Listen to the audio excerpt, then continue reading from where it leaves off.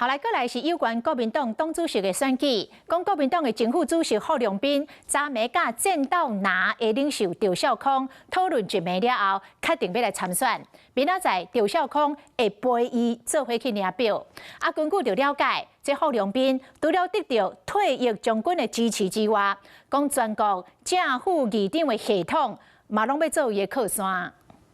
我们选的其实不是刘备跟曹操，而应该是赵云跟张辽。中心一个太阳的核心战略，不过一开始就月牛三钱，国民党立委刘志强搁再出招。总统大选选制应该改成绝对多数决，权力这么大的总统。 他必须要有相应的民意来支撑。马强声量主张推动总统的选举两轮的决选，好民意会当清楚展现。不过最后关头，强烈的对手嘛点头啊！我如果最后登记参选，就是我觉得我是最强的。家政到哪领袖赵少康刚归媒了后，前国民党副主席郝龙斌决定参选，伫咧明仔载正式领票，嘛话话讲是定着要赢。除了手工军系以外，阁有一个有利的条件，因为有大批党员票源的正副议长系统嘛话来，传出新北议长周君宏要出面邀集聚会，定调要做伙支持郝龙斌。不过，同款有意思要参选的张阿中就嘛讲，党魁选举未属是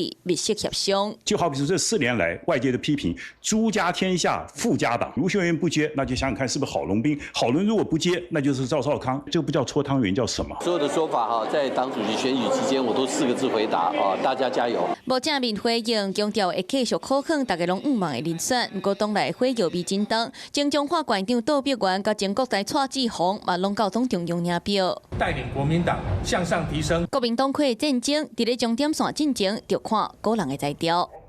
Hello， 我是林仙怡，想要抢先掌握最及时的新闻资讯吗？赶快订阅、按赞、开启小铃铛，锁定华视新闻 YouTube 频道。